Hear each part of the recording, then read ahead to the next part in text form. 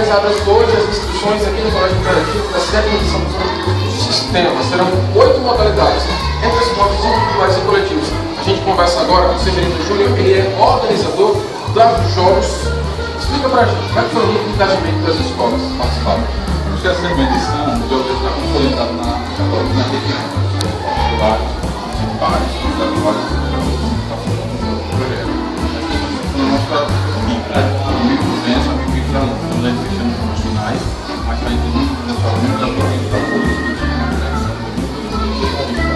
direção mais quando eles foram lembrando que as mulheres começam de 9 de maio a 23 de maio, pegando o final